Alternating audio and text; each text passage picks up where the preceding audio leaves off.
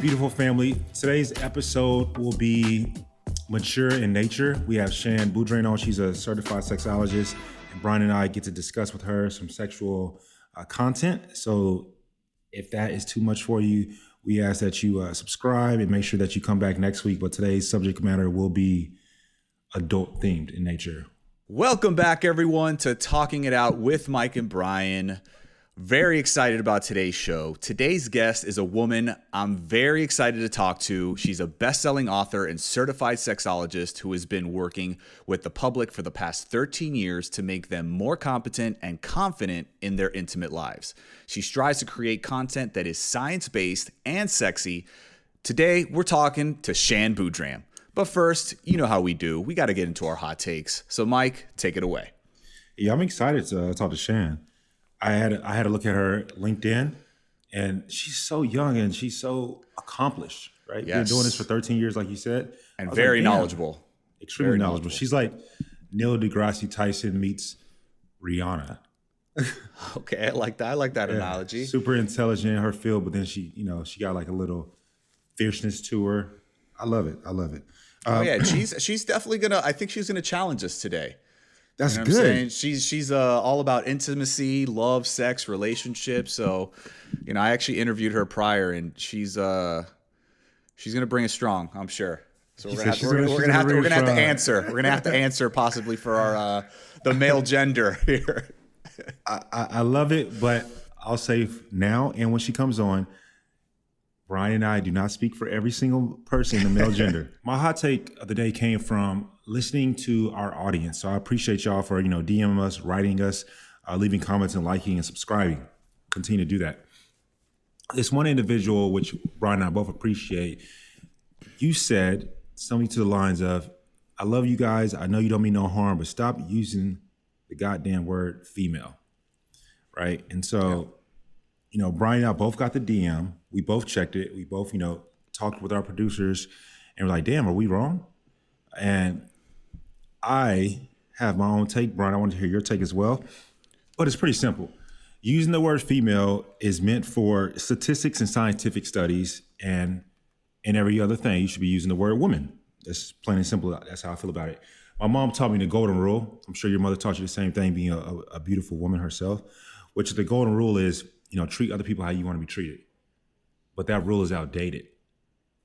And the reason the rule is outdated is, and I use the example, I am an African-American, I am a black man, but some people that are Kimmy folk, that's, I'll use that term, Kimmy folk, don't like for you to call them black because my skin isn't black. Some of people don't like for you to call them African-American because they've never been to Africa. Their parents, their family members have never been to Africa, right? And so when you tell them that, they're not going to be mad at you for saying, hey, my black friend or whatever the case may be, which is you should never say, right? But you get the point. They're going to say, hey, Bryan, can you call me this instead, right? Yeah. And that's how it should be. And this is what I mean about the golden rule is out and the platinum rule is in. And what the platinum rule is, treat other people as they desire to be treated. Yep. Because we all want to be treated differently at some point in time. So for that individual that got onto Bryan and I appreciate it. For the men and women out there that don't think it's that big of a deal, cool. I'm not here to judge you. I'm not here to tell you how to feel. I'm just simply here to tell you that's the take. That's my take. And I'll be using the word female when I'm describing something of statistics and or science-based and women for anything else. Nor am I going to come down my homeboy's throat if he uses female incorrectly, partially because a lot of my homeboys are military-based and my homies, men and women both, I know use the word female. How you feel about it, Bryan? Yeah, no, I agree. I mean, obviously it was a little bit of a shock to us. Obviously we didn't mean any harm when we said the word during the podcast, but sometimes you need to be checked, and we were checked, and at the end of the day, it's somebody's request to be called a different word. And those two words actually do have two different meanings, straight up. Like you were talking about, like the female word is more of that scientific word that refers to the sex of a species, right? That's capable of producing children. And the term woman refer specifically to human beings, while female, could, it could be referring to any species, right?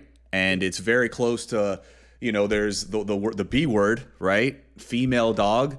It can be degrading, and I could see why, there may be a close association with that type of word there. But then I feel like it's also reducing a woman to her reproductive ability in a sense. And I could see why women out there see that as like dehumanizing and exclusionary. So, at the end of the day, are bad for using it. We do agree that the proper word is woman or women. I mean, it is true. Like, we don't go around calling men males, right?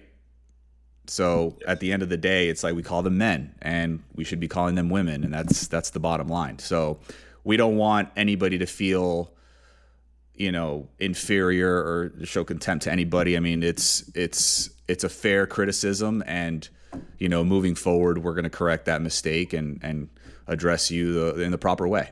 I want to hear Shan's take on that too. Yeah, for sure. My hot take is about Simone Biles. She's been in the news lately. Obviously, she's at the Olympics. She dropped out of the team competition as well as the individual competition in the Olympics, apparently due to her mental health. She's not in it mentally, and she decided to bow out rather than continue to compete and possibly hurt her team's chances of winning a medal. And I've heard a lot of takes on the subject, and one that was interesting, it was a couple of older gentlemen in sports broadcasting, and they were talking. It was Michael Wilbon and pardon the interruption. Okay, yeah. You've seen that show, so they're old school, and I'm not so far away from their age in the sense of, Bryan, you old. It's okay, bro. I remember the era where, I know the icons of the games, right? Michael Jordan, Tom Brady, these guys who, win at all costs, the ultimate competitors, like Michael Jordan, the food poisoning game, and he pretty much, put it all on the line no matter what he was going through. Like, he just showed up and he won, right? And that's why he is the icon that he is. That's why everybody lauds him as the GOAT. And, guys like Tom Brady and are in that same ilk. And so they were having like a tough time. Like, that's kind of like what we're used to, but it's like a new day and age where, these athletes and as well as other celebrities, actors, people that are in the limelight are coming forward and expressing themselves and talking a lot about their mental health and how it affects them. So, and they were talking about Jordan as being very courageous and, he's a hero and this and that. But at the same time, on the flip side, I want to give kudos to someone like Simone Biles, because how much courage does it take to actually come out and admit that, when opposed to like, these other people, these other athletes, from back in the day, they were going through a whole lot, but they held that stuff inside. We really don't know what they were going through. But the fact that she came out and was comfortable enough in her own skin to say, hey, you know what? This is me. This is what I'm going through. Like, I'm going to be true to myself and I'm going to bow out. Like, I think that showed a tremendous amount of courage in and of itself, and I think some people are missing the boat on that and seeing how courageous that was. A lot of people are criticizing her, like, oh, if you were the real GOAT, you would have stayed in the competition and you would have just fought through it. You know what I'm saying? But like, she ignored all that noise and came out and actually, admitted that she was going through something. You know what I mean? Yeah. Same thing with Naomi Osaka. She's bowing out of these tournaments. Like these athletes at the end of the day, they don't owe us anything. Right? And I think that's what people forget. Like, they do not owe us anything. Like, this is their lives. They're the ones that, put out the blood, sweat, and tears and practice and just kill their bodies, in order to compete. And it's for our enjoyment, right?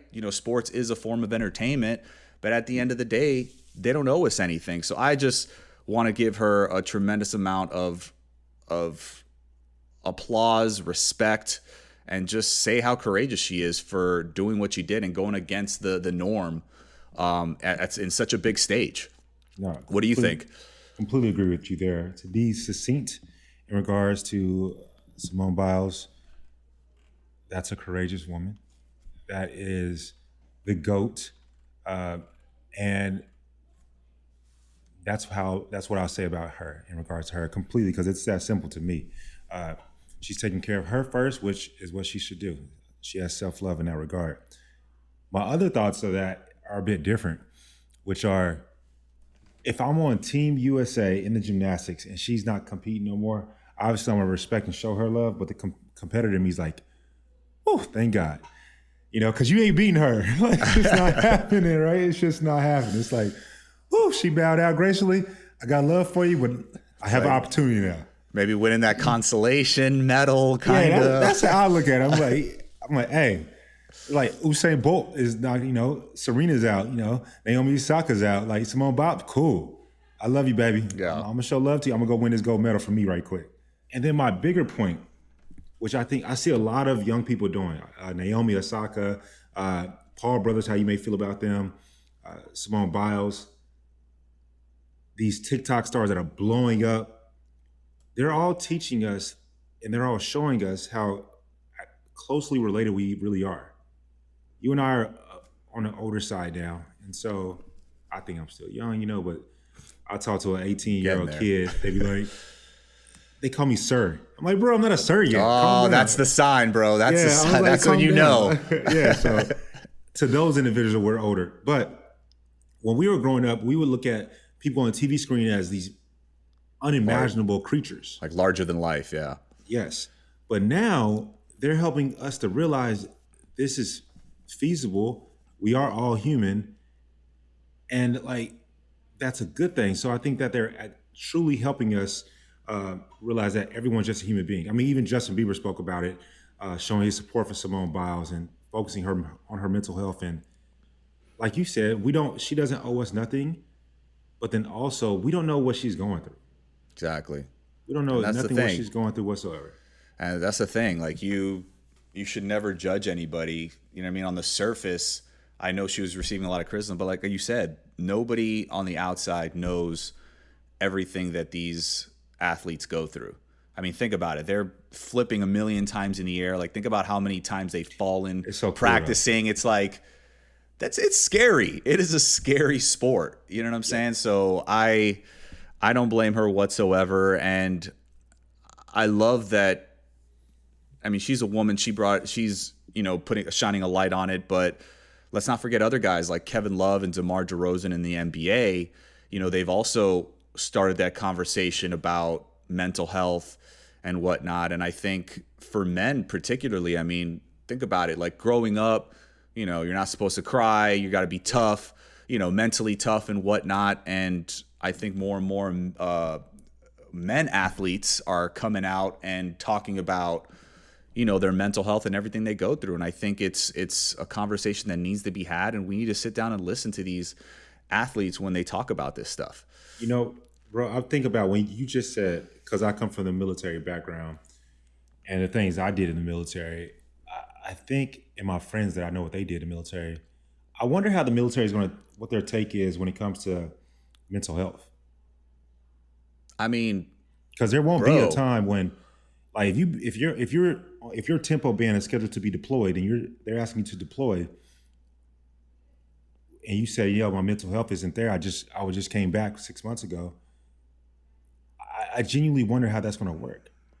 No, listen, bro. Like, I have the ultimate respect for you and for everybody that serves in the military, because, I mean, how many, like I said, you had real-time experience, but, me watching all these war movies, I mean, how many of these people come back with PTSD? Yeah. You know what I mean? Come back with these emotional and mental scars of what they saw, of what they went through physically.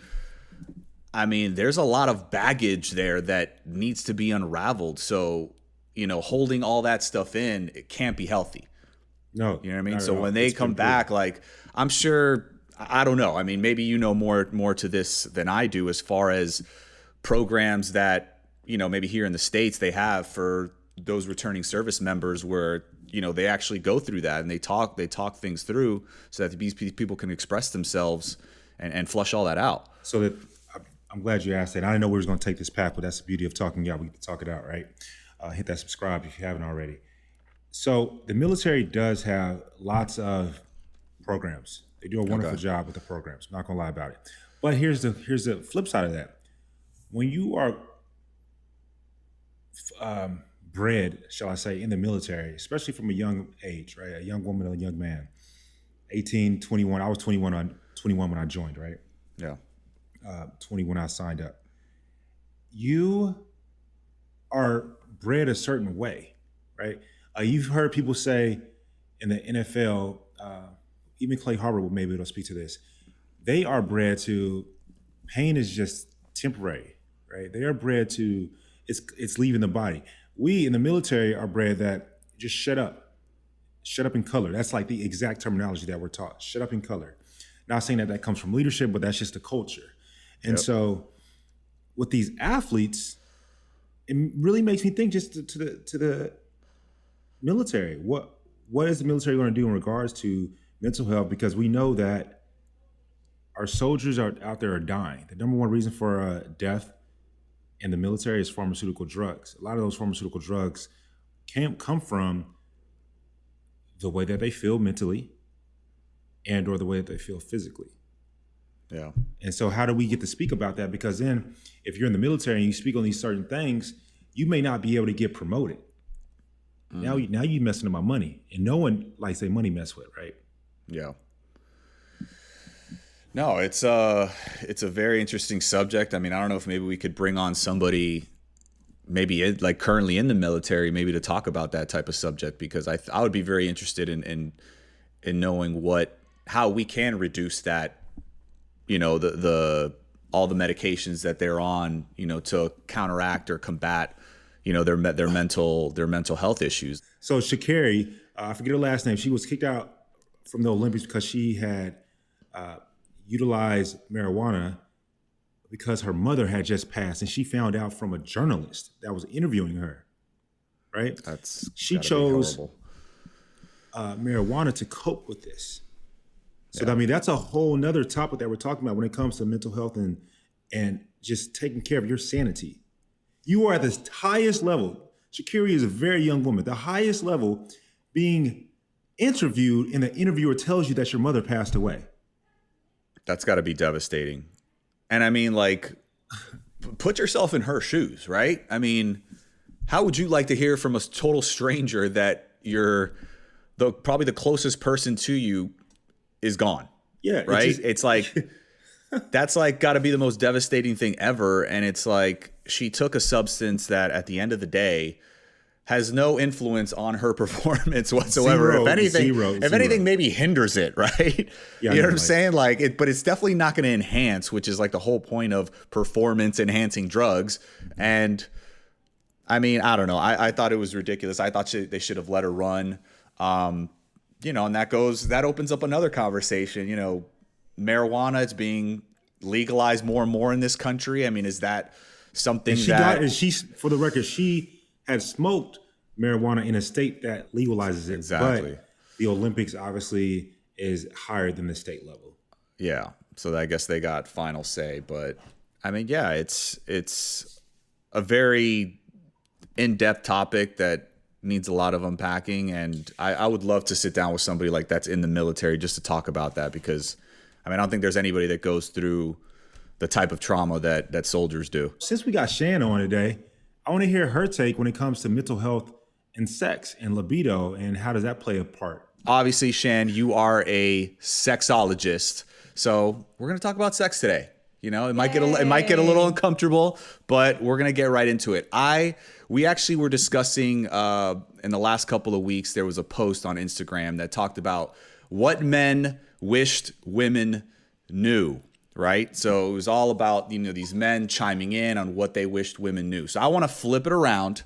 All right. I want to I want to help out. Can you give me the Sparks notes on that post though? Like, what were some of the top line things that you're like, Mike? facts? What were they? I think it was like, we like compliments too. I guess that guy we want never women got to initiate sex as well. Yeah, like It wasn't like milk my prostate while sucking my nipples. it wasn't No. so much sexual. It wasn't so, but I want to make this sexual, right? So can we make like a top 3 things? I'm just getting right into it. Can we make a top 3 list of what women wished men knew when it comes to making them orgasm? Oh, great one. Okay. I would say that the clitoris is the anatomical twin or homologous to the penis. So everybody develops the same up until around like 12 to 18 weeks. And at that point, the clitoris and the penis are the same thing. It's just that when you are XY, your penis goes like this. And if you are XX, for a majority of people who are assigned female at birth, their clitoris stays underneath. So it's not that the vagina is the opposite to the penis, but the clitoris and the penis are really made up of the same tissue, the same erectile tissue. So if you want to think about women's pleasure and you find yourself feeling confused by it, don't. It's just the same parts, just arranged in a different way. The clitoris is shaped like a wishbone. Your penis is shaped like a regular ass bone. But don't think of them as very different things. And I think if you do that, you'll have a much easier time figuring out how to have sex with somebody and how much time you should spend on certain body parts. That's one. 2 is because of the fact that the clitoris is separated like a wishbone, that actually means that there's a lot more of an erogenous zone to the genitals. So that's why you'll hear several spots like the U spot and the G spot and the A spot. There's actually arguments that all those spots are just parts of the clitoris being stimulated at different points. And so the G spot arguably is just the bulbs of the clitoris or the legs being stimulated from the inside. And the easiest way to do that is actually to go and press towards the urethra. So it's almost in many ways like a stimulation again of the clitoral network itself. So that would be point number 2, I think. And then point number 3, I would say mix up the different points. I've asked for a long time people with vulvas how they orgasm most frequently and their favorite orgasm. And it's usually a combination of clitoral stimulation mixed in with some form of internal stimulation, whether that be G spot or A spot. G is shallow, about 2 digits in the finger and towards the belly button. And A is the middle finger all the way to the edge that you possibly can go, and then towards the belly button. So when you have enough clitoral stimulation to start that gets the area really erect, because the clitoral tissue gets erect just like a penis. So when that area gets erect and is engorged, is really pleasurable to touch. But doing those 2 things together, so giving somebody oral while you are stimulating on the inside, is a massively huge, wonderful combination. I love all 3 of those. I love that. So a lot of people will argue that's your second point in regards to the ongoing debate of if the clitoris is its own piece, or they're all connected to the clitoris from its roots to other parts of it. I like the way you said that from that. But Shan, I went and got, I have a podcast coming out, which I would love to have you guys as a guest on. Absolutely. Let's do it. So I have a podcast coming out, and I actually went and met with a doctor who does enhancements for women. So she does something called the O shot, and that makes the G spot larger. And this is somebody who spends a lot of time in that region and helping women achieve more pleasure potential. And her belief system is that the G spot is separate from the clitoral network, based on what she has seen in her own personal experience. So you are correct, Mike. I just appreciate your take on it. I love this topic and researching it. I'm a certified sexologist myself, so I find it really interesting. But on our podcast, we always have a hot take. And today's hot take came from one of our listeners, and we would love to, have your thoughts on it. We respect your opinion, so you want to hear it. And this hot take is about the word female. Let's go ahead and get into it. It's a real hot take at my house, so I'm fascinated to hear. Let's hear this. I want to hear your thoughts on it. Well, so my husband has 3 younger brothers, one of which who's 22, who lives with us. And, he is of the culture who refers to women in more derogatory terms. So he perceived that when he said female, he was being extremely respectful. So he was completely stunned to realize that also was a derogatory term. Who checked him? I did. Oh, you She did? said, what you Okay. mean? I did. Okay. I Just did. making sure. What you mean? Put some respect So on what his did you? name. So what did you say? Like, how did you break it down to him? Well, you know what? I would say personally, I don't have a personal problem with the word, but from what I read on Twitter, it's that you would refer to like a female as an animal. Like it's if you want to actually refer to a woman, then as a human, then use that term. Yeah, But I would like the in-depth explanation. no, there is no in-depth explanation. It's just your opinion, Brian's opinions, my opinions. My thoughts are just that female is when you refer to something scientific, when you refer to something from a medical standpoint, and or when you're trying to be derogatory. But with that being said, I like to use the platinum rule, which is treat everyone how they desire to be treated, in comparison to the golden rule, which is treat everyone how you desire for them to be treated, right? Treat everyone how you want to be treated. And so some women don't mind the female word and some do. I think it's all about, if they tell you, then you should just abide by that. If they say, hey, I don't like you using the word female, then you should just abide by that. And there are females out there that say female, and there's women out there that say the word women. I guess because I'm trying to think about what context would somebody refer to me as a female. You might hear someone else say like, oh, there's a bunch of females at the club, or I was speaking to this one female, but would someone say like, well, this female to my left, like that might feel peculiar. So you're saying it's the way it's said. I was reading actually about it, and they talk about when it's often used, it's usually to imply inferiority or contempt, as in like, let's say females are the worst if a guy said that or whatnot, you know what I mean? But, and at the end of the day, another interesting fact that was true was that, people don't go around saying males, right? Oh, these males, like you say these men, right? So I think the proper term. There was some sexy males in the club last night. Sexy males. Yeah. You don't hear that too often. Brian, they don't say that. They be like, these dumbass dudes. They're being stupid again. That's how they say that. Hey, sometimes that's our own fault, but hey, that's another subject. What does your brother-in-law say in regards to the female word? Like he thought he was being respectful. He thought he was being respectful, but I think at that point you have to, again, to the point that you just made, if you're going out of your way to try to be respectful and it's actually having the adverse effect, well, then you could argue that people should perceive your intent more, or you could just change the word. So I hope that he's on team just change the word. But he's been spreading the news. He actually told a couple of his friends yesterday, and he reported back to me that his friends were equally as aghast by this. But I think it's just one of those words people should be aware that some people don't like. So don't use that as your go-to word. I think I would probably feel it out and get someone's comfort level, and then use that word if I find out that they don't mind it. There we go. And there we have it from the sexologist herself. I appreciate it. I'm not an expert on pronouns and gender studies. So that's an area that I give up to other people to really be a listener and a student. I listen, I'm just regurgitating. So this is not the official word. Maybe we're supposed to abolish it altogether. I didn't get the latest update on this. He said, I haven't got the latest update on it. Fair enough. I'm behind on the email chain. So Shan, I want to ask you this. I want to talk about communication in the bedroom. So, we know that every single individual has their own needs and their own likes. Like, what advice would you give to couples out there to basically help them communicate better so that they both get the satisfaction that they want at the end of the day? Like, how can two people communicate best in bed? Yeah, I think first and foremost, we have to acknowledge that we could have this conversation amongst the three of us. We probably would all have different preferences. So stop looking for that catch-all, one-size-fits-all golden rule. Just like I couldn't tell you how to communicate with your boss. Like there's so many different variables that would have to be communicated to me before I could give you a plan action. That doesn't mean though, don't do the work. I think when people hear that there's nuance, they say, oh, well, nothing for me to do. It's the opposite. You actually have to really engage and master several different varieties and methods so that when you get to know your partner, you know which one to utilize and you're practiced and versed in that area.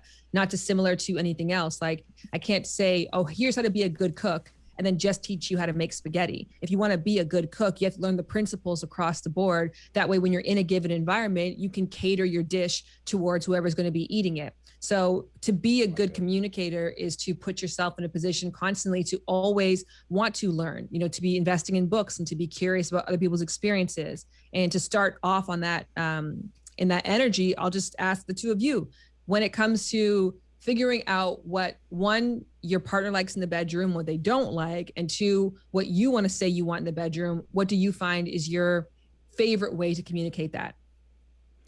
I'm all about the honesty. Like, I want to be upfront. Like, back in the day when I was younger, I would just try to figure it out and just, if I felt that the girl was enjoying it, in terms of, making noise, or maybe she would give me some verbal reinforcement, then I would think I was doing good. But now that I'm older, it's like, I don't want to guess. Like, I want to know. Like, I need you to communicate with me. Like, does this feel good? Do you like this? So I can do that more and please you more. Like, I'm all about, at this stage of my life, I'm married. I want to please my wife as much as possible. So I don't want to beat around the bush. Like, I'm going to just straight up ask you. I gotta hear where this is gonna go, Mike. Yeah, let the single guy bring in and speaking into this as well. Like, Okay. bro, you said I'm married. I'm not married, but I still want to please my partner that I'm with. Okay. Like, So I'm what do you longer say? A young buck either. Like you said, I do agree. I want to please my woman, right? Like that's how I get to do the happy dance. Do the happy dance is when you please your woman. Not when you get yourself off. Who cares if you got yourself off, right? And so for me, Shan, what I do is I pay attention to color, right? Of the labias. I pay attention to different body movements, right? I pay attention to breath. How deep are her breaths at that moment in time. And then after sex, if the timing is right, I may ask pointed questions. How do you like when I did that? Or what could I have done better in that regard? Because I feel that most of us as good people, we are programmed to deflect anything that we don't want to say that's not necessarily what that person may want to hear, right? The way to go past that is to ask pointed questions. And so I'm a 10 when it comes to asking very pointed questions so that I can be better for you. And then over time, you build a relationship of complete openness and transparency that I'm not going to feel like my pride is being shot if you say something towards me that I could get better at. Yes, I love that. I think that the this or that game in the moment can also be Yes. really hot. Do you like it when I do this? Suck. Do you like it when I do that? Lick. And then the person gets to pick, and then you can continue to do that until you find the exact motion that they like. Because the unfortunate thing, I mean, which is a really great point, is that a lot of people aren't prepared to answer that question because we haven't armed them with the language necessary to describe the sensation that they enjoy. So I love this site. It's called omgyes.com. Yes, it and is. it explains the ways that women achieve orgasm. And it gives them really specific pointed terms to say, I like orbiting. I don't like direct stimulation of the clitoris. I prefer when somebody goes around it. I like surprise. I don't like a consistent lick, lack, back and forth. I want the nerve endings to be excited about what's going to happen next. I am not that person. I like consistent. If I say I like that, don't stop doing whatever that thing is. And if you do, you just add another 20 minutes to the session. So having the specific language is important, and knowing that a lot of people don't have that language, pointed questions might actually be the best case scenario, because if you just say, what do you like in the bedroom? They may not have the words to put that into something that's going to be an actual successful action plan for you. I love how you said I completely agree with you there when it comes to the terms of what vocabulary terms am I missing, because I don't want to say this incorrectly. To piggyback off what you just said in terms of vocabulary, let's take me, for example. I'm 33 years old. One of my scare tactics, I'm not going to even lie about it, Bryan, I'll be honest, I'll be vulnerable in this regard. When I do get married, I am scared that me and or my partner will lose the sexual chemistry that we once had, right? And or lose one of us, our libidos change, which happens to so many people, and that's why I'm saying it for myself, right? Two-part question. One, when our libidos change, what vocabulary terms do I use, or what games can I play? Because that's just something that's going to happen inevitably as a male, right? I can eat right, but I am aging. It's one of the inferior qualities that we have as men in comparison to the woman. It's okay. Spectacularly, but yes. Yes. I said it, okay? I said it, Shan, okay? And then two, not only the libido aspect, but if we lose, and or not necessarily lose, but the love factor, the sexual energy factor has diminished a bit.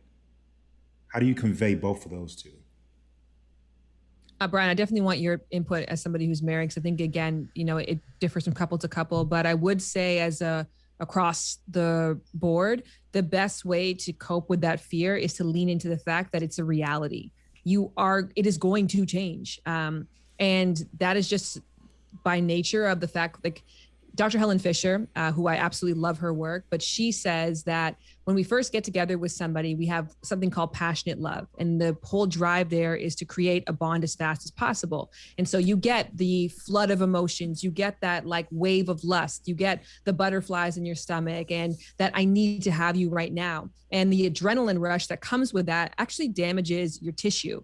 If you ever think about, as an athlete, it's in those moments that you're called into fight or flight where you kick into high gear. And then afterwards you feel a little sore. That's because like you've actually retroactively damaged a part of your tissue by that, again, flood of adrenaline. So if you were in a long-term relationship where you continue to have that flood of adrenaline, you would decrease your lifespan. Wouldn't be so healthy, it's like for your own survival that you have to get to a place where this person no longer drives you crazy just by the sight of them. So it has to change, but that doesn't mean it has to be worse. So if you look at it like the changes are going to be different, and a lot of psychologists argue that true love doesn't actually begin until you change into that more companion style of love, where you now are choosing to be attracted to that person. You're choosing your moments of connection. You're not overcome by them. And I refer to this as when the roller coaster turns into a car. It's not like hands up, let's just see what happens next. It's now there's a driver and there's a passenger and we're in this together. And sometimes you have to swap out. Sometimes your partner's in the driver's seat and they're the one guiding you towards where you want to go. But sometimes the car is on the side of the road and you guys are watching Netflix. Nobody wants to go a damn place. That's beautiful too. So I feel like embracing that change and acknowledging that it exists, not being resentful or questioning the health of your relationship if you don't continue to have those same emotions. I feel like that's what makes the transition easier and in many ways more beautiful. So picking up on that, like kind of what you said and the whole Netflix thing, but as far as the communication again, like the initiation of sex, when like let's say one partner, because let's face it, in today's helter-skelter world, the guy might be tired, the woman might be tired, somebody's got to make the first move. Like, what's the best way, in your opinion, is for someone to, like, should they have like a signal, like a little password or something, like, hey, I'm horny, I want to have sex? Or should you just go ahead and attempt, but then, like, let's say you get denied, then it's like awkward. Like, what would you say the best way is to kind of know? It's like, okay, I might not be in the mood, but if you initiate it, then I'll get in the mood. Does that make sense? I don't know if I'm all over the place. I have the perfect question. answer to this question. Okay. I actually, on my website, thegameofdesire.com, I created a quiz for something I call turn-on triggers, and not massively dissimilar from love languages. It's an acknowledgement that in order for some people to get into the mood, they need for something to be prioritized. Just like love languages. In order for me to feel loved and accepted, I need for something to be prioritized in an action. And so again,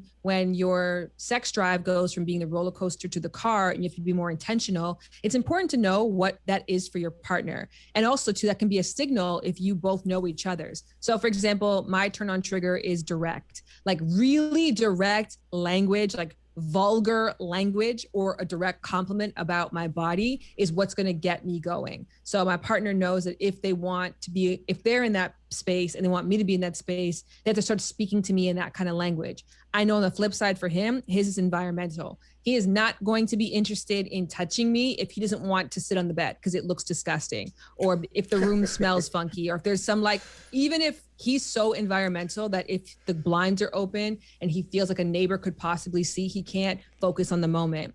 So he knows if he walks into a room where the blinds are down and there's candles and I've made the bed, like it's on. And so that's my way of communicating to him. This is what I want to do with you, while also being mindful of what he needs to get on the same page that I'm on. I wonder, am I kind of like that? Because I just came from Bath and Body Works to get some smell good in the house. You're going to set up some candles, Mike? You set the mood? No lie. I think in my bathroom, I have about 4 candles. My bedroom, I have 3 candles. And I got the Bath and Body Works fragrance plug-in things.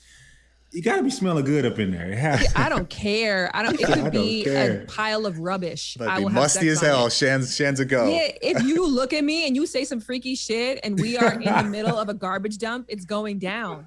So that's why these things are important to know, because people take for granted that what turns you on may not turn someone else on. This is really important to know, because for some people, it's the cat and mouse game that turns them on. So they end up in a relationship. Yeah. That's what I'm scared of. Somebody has to know that, because then if I know that yours is cat and mouse, I can't constantly be the one who's trying to like paw at you, for lack of a better term. So I have to allow some space for your desire to start and for your desire to be chased and for you to want to chase me. So again, if you didn't know that and you're like, well, my turn on triggers direct language, for a cat and mouse person, direct language is actually probably a massive turn off. Yeah. I mean, hold on. For the record, every now and then, a direct, vulgar ass comment from my girl is a great thing. For the record. Every now and then, though, right? Because it's part of the game that has to play. They got to be aware. Like, I can't come to you 7 days in a row, because then you're like, make me want it. Like, come on. Like, don't just throw it at me. Surprise me every now and then. Yeah.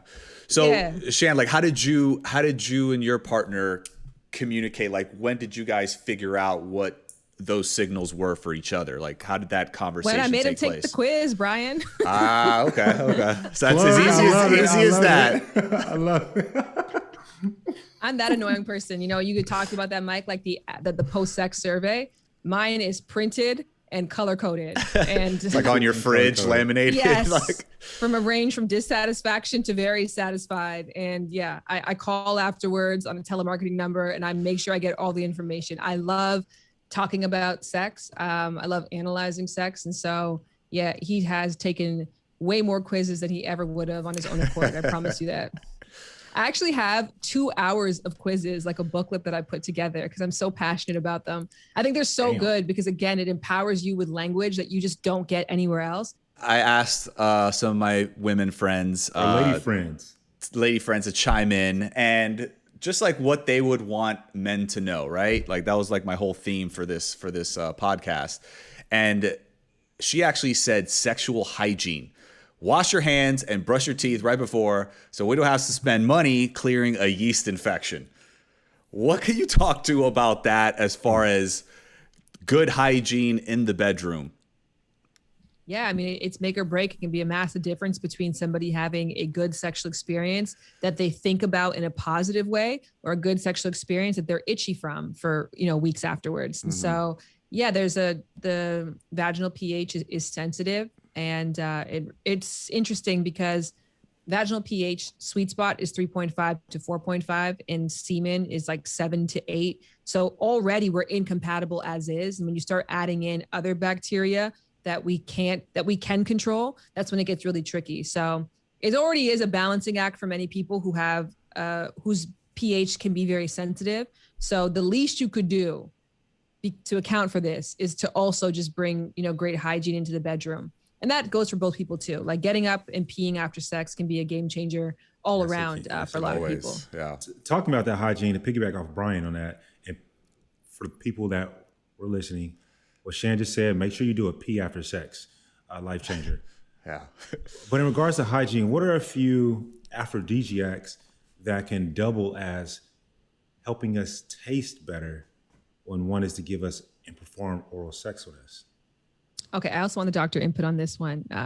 So Bryan, you're going to chime in on this, but I've read a lot about this because I'm randomly infamous for something called Vabbing, which is using your vaginal fluids as perfume.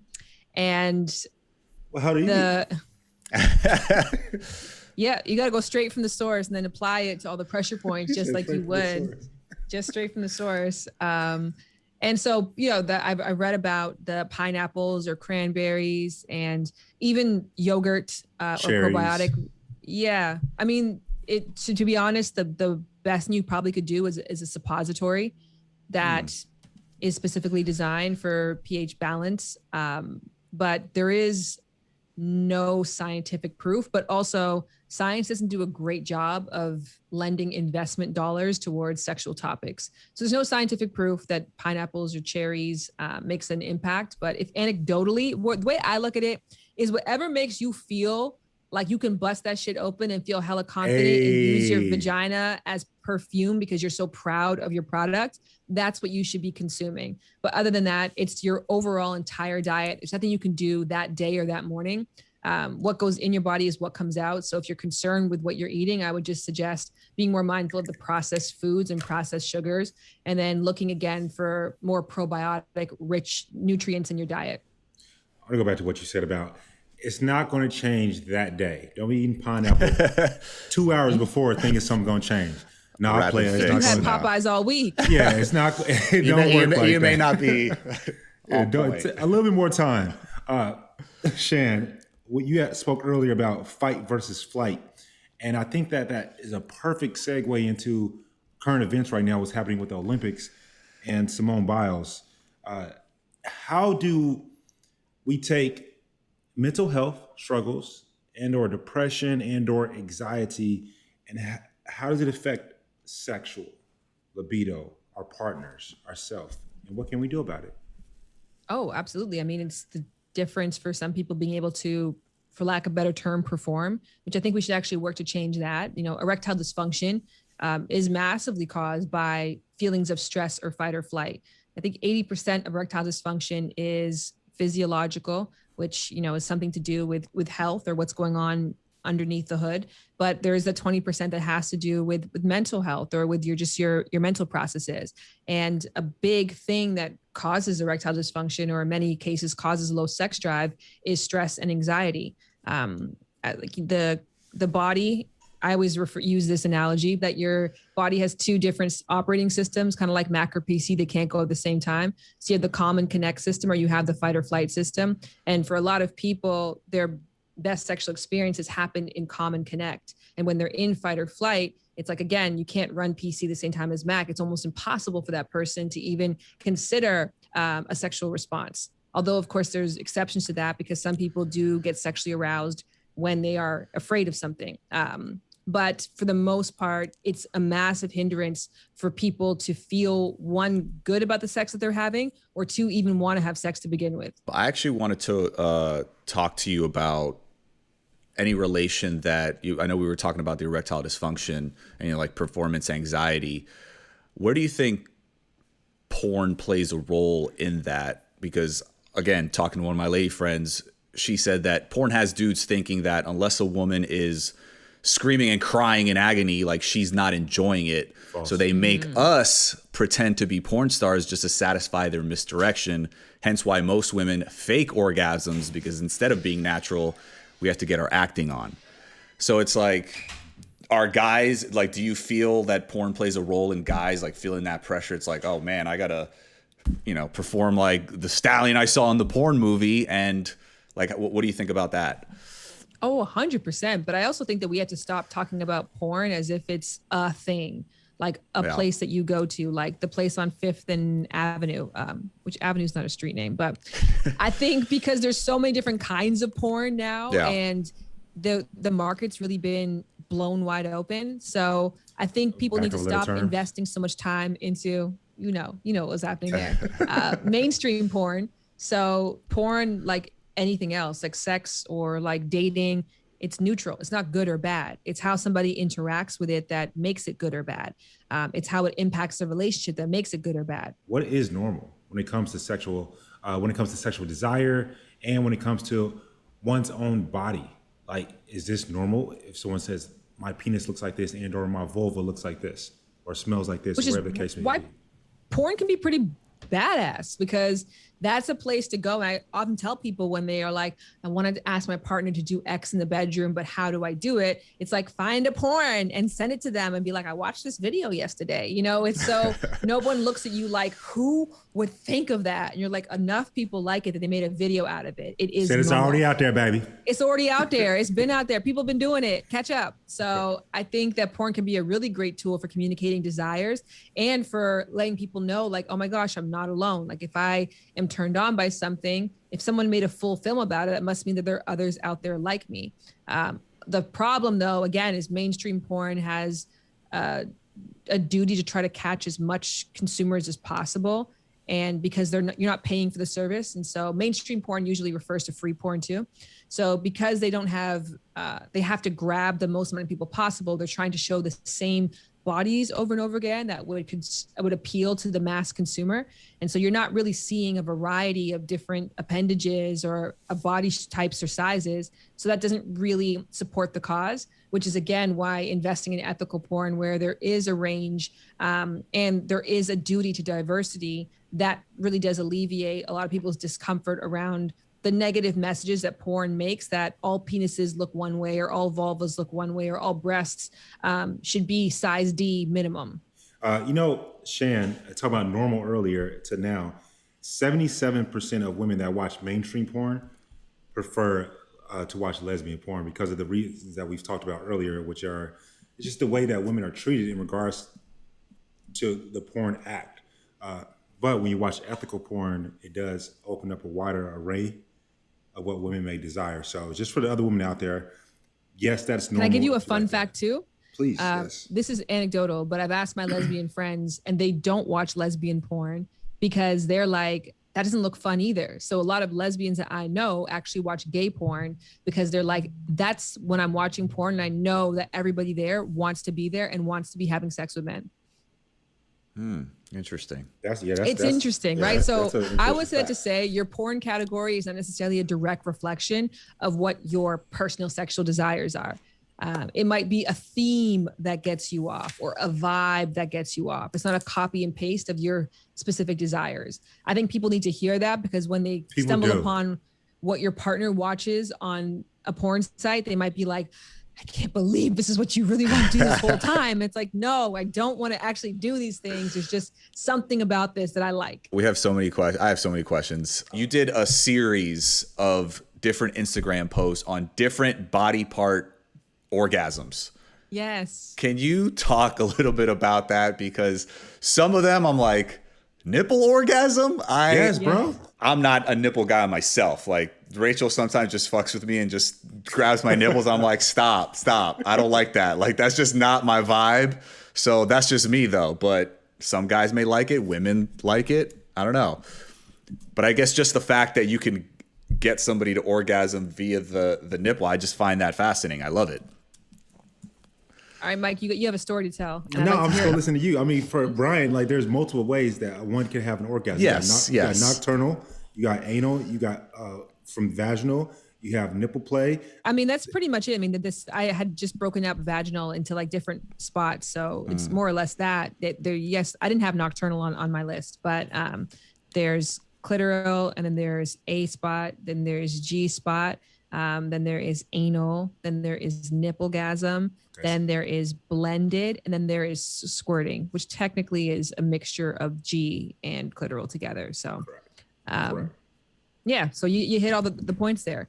But I think it's very fascinating to know. I actually was inspired to do this post because I did a video a couple years ago that was women talking about how they experienced orgasms. And it was 7 women that I invited over to my house. And I thought we were all going to just be there to really just dive into or lean into the fact that like, hey, clitoral is the primary sexual organ. That's the go-to. That's the most pleasurable spot. Like, please, like, pay more attention to that. And I was surrounded by women who were all like, what about my nipples? What about my anal? What about my fingernails? Like, and they were all these multi-orgasmic people that I was like completely blown away by because, like Bryan, I would never be able to achieve a nipplegasm under my current understanding of my anatomy. So it was fascinating to me to really start to listen and ask more questions and realize how many women have these multi-experiences and really can achieve orgasms that are similar in power to what they achieve clitorally.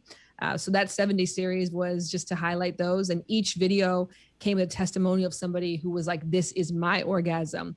So it was as much of a learning curve for me as it was, I think, for my audience. And I'm sure there's more that we have to add to the list. So many more. My last question to you, Shan. We could not be a Bachelor Nation podcast without talking some Bachelor a little bit, right? So this season, we have the lovely Katie. She's sex positive. And I can't help but wonder that a bit of our audience does not like Katie because she's so sex positive. When in previous years, we may have had a bachelorette that is very godly and or presents herself very godly, right? What is your take on the current state of our country when it comes to women being outspoken in terms of their sexuality, however their sexuality is, and just being outspoken about it?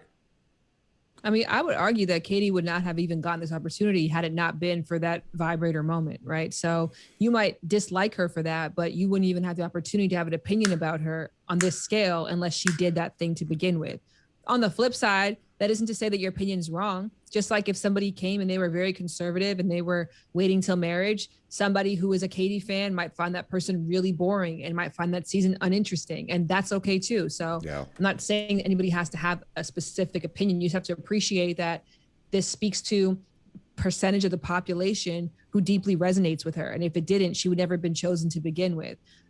So there are a lot more women, I think, than you probably would have found, to your point, at the season 1 of Bachelor, who would identify themselves as being sexually liberated, who could see themselves being the kind of person to tap somebody on the shoulder with their vibrator, that feels normal to them. And that's why they wanted to amplify that kind of personality. So as much as I appreciate, maybe I don't connect with the person who's very conservative and very prudish, or, self-proclaimed prudish, that may not be my cup of tea. I totally understand why they have a platform, because they speak for many people who are like, I'm just like that.